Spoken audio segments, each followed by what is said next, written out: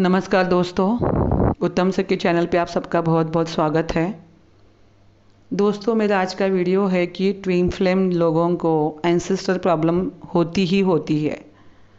हर एक twin flame की ज़िंदगी में पितृदोष होता है।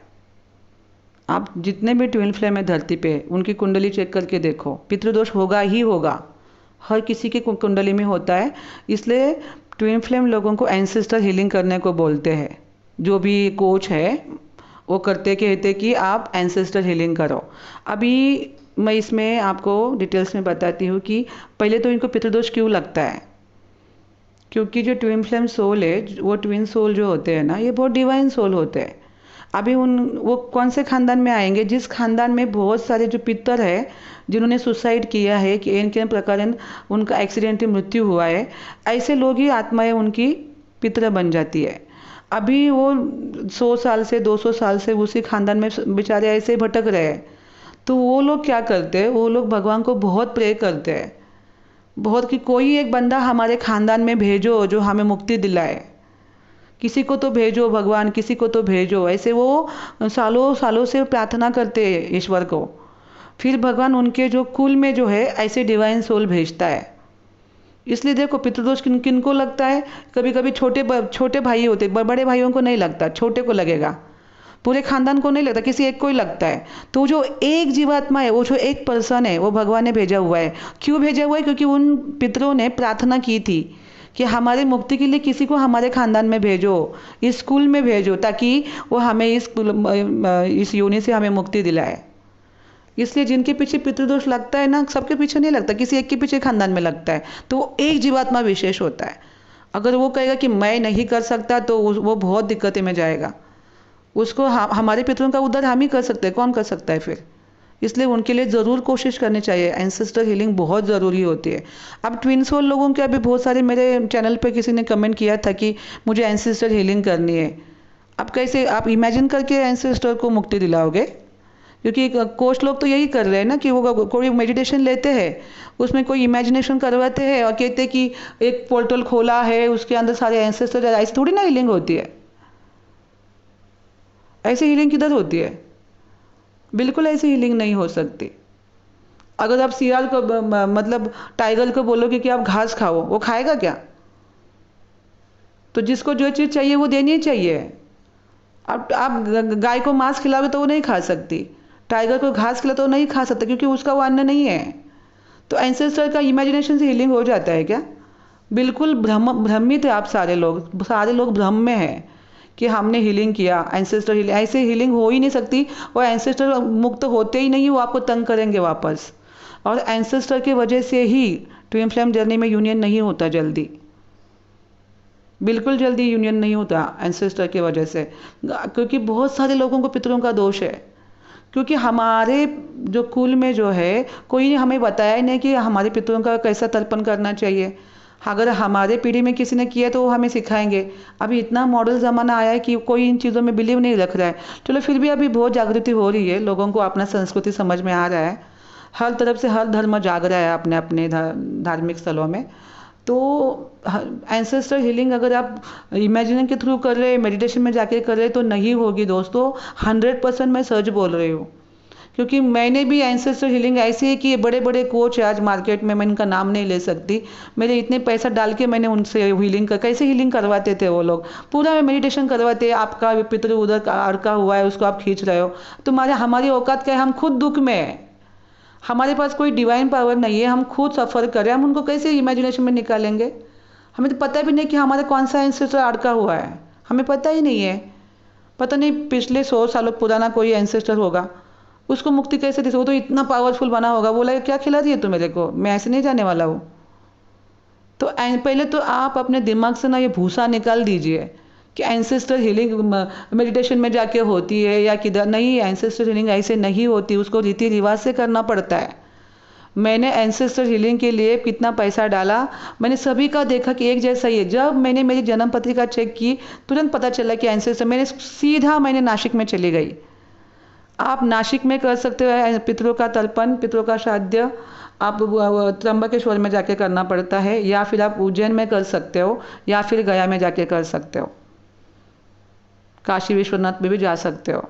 तो आप यहाँ पे जाके प्रॉपर तरीके से आपको करना चाहिए एंसेस्टर हीलिंग। वहाँ पे उसको श्राद्ध कहते हैं। मेरे पास ऐसा ही एक क्लाइंट आया था, उसके घर में वो पितर था, वो पितरु पूरे खानदान को बहुत तंग किया उसने। मैंने बोला बेटा तू सीधा नासिक त्र्यंबकेश्वर चला जा। वहाँ पे उसने प्रॉपर कर्मकांडी ब्राह्मण ढूंढा और उसके थ्रू उसने वो एंसेस्टर का पूरा तर्पण बिल्पन सब श्राद्ध वगैरह करके आया। उसके बाद उसकी नौकरी लगी, उसके खानदान में जो जो प्रॉब्लम थी धीरे धीरे सॉल्व होने लगी। तो आपको ये हीलिंग बिलिंग के चक्कर में मत फंसिए। एंसेस्टर का प्रॉपरली विधि विधान से ही श्राद्ध करना चाहिए। आप किसी भी धर्म के हो, आपको पूरे अपने धर्म के हिसाब से विधि विधान से करना चाहिए। अगर आप नहीं करते हो तो नहीं जाने वाले, आप भ्रमित हो, बिल्कुल फर्क नहीं पड़ने वाला है। वो आएंगे वापस, वो थोड़ा देर के लिए शांत, ऐसा लगता है शांत हुआ है, नहीं, बोलते ना कि तूफान से पहले की शांतता होती है वो। तो आप तो ऐसे हीलिंग बिलिंग में घुसोगे तो आप तो उनको नाराज ही करने वाले हो। सीधा अपना जो शास्त्र के हिसाब से जो तरीका है उस तरीके से उनका तर्पण श्राद्ध करिए, तुरंत आपको राहत मिलेगी। और अच्छे ब्राह्मण से करना है, कोई भी ऐसे अरे गरे ब्राह्मण से नहीं करना है। त्र्यंबकेश्वर में, उज्जैन में, गया में जो कर्मकांडी ब्राह्मण होते हैं उनका वही बिजनेस है, क्योंकि उन्होंने वही किया है जीवन भर। उनसे करवाना, क्योंकि उनको सारे विधि विधान पता होते हैं। और पुरुष के हाथ से ही तर्पण होता है। अगर आप डिवाइन फेमिनाइन हो तो आप अपना जो भी अगर कार्मिक पार्टनर भी उसके साथ जाके करिए। अगर आपका कोई बेटा है तो उसके हाथ से करिए, मगर जल्दी से जल्दी करके लीजिए। इसमें फंसना नहीं है, किसी हीलिंग बिलिंग में जाना नहीं है, कोई मेडिटेशन में नहीं जाके करना नहीं, क्योंकि उसका कोई फ़ायदा नहीं होने वाला है। मैं वापस यहाँ पे बोल रही हूँ कि आप टाइगर को घास नहीं खिला सकते, उसको मांस ही लगता है। वैसे एंसेस्टर को प्रॉपरली वो श्राद्ध करना पड़ता है। कोई हीलिंग बिलिंग से वो शांत नहीं होते, प्रार्थना करने से भी शांत नहीं होते। उनको प्रॉपर क्योंकि वो अटके हुए हैं इतने सालों से, उनको वो तर्पण श्राद्ध करना ही पड़ता है, वरना वो नहीं जाएंगे आपके लाइफ से, तंग करेंगे आपको। क्योंकि उन्हीं की वजह से आप सही पार्टनर आपके जीवन में नहीं आया है। जिनको भी पितरों का दोष है उनके जीवन में गलत पार्टनर आए हैं, वो सीधा कार्मिक से शादी करते हैं। उनका ट्रू लव, उनका जो डिवाइन मस्कुलाइन है उनकी ज़िंदगी में आता ही नहीं, क्योंकि पितृ लोग आने ही नहीं देते। क्योंकि आप जैसे अपने ट्रू लव के साथ में चले जाओगे दुनिया को भूल जाओगे, तो उनको कहाँ से याद रखोगे। तो वो आपको ऐसे सिचुएशन में डालेंगे जिससे आपको टेंशन, फ्रस्ट्रेशन यही हो आपका। तभी तो आप जाओगे, क्यों हो रहा है मेरे साथ ये, तभी तो ढूंढोगे ना कि क्या है भैया, निकालो ये सब, क्या चीज़ हो रही है मेरे साथ। तब कोई अच्छा ज्योतिष आपको बताएगा कि जो एंसेस्ट्रल प्रॉब्लम है। और अच्छे वाले श्राद्ध तर्पण करके आइए। गया में भी बहुत अच्छा होता है, उज्जैन में होता है, त्र्यंबकेश्वर में होता है, नासिक में। प्रॉपर तरीके से उसका श्राद्ध करिए।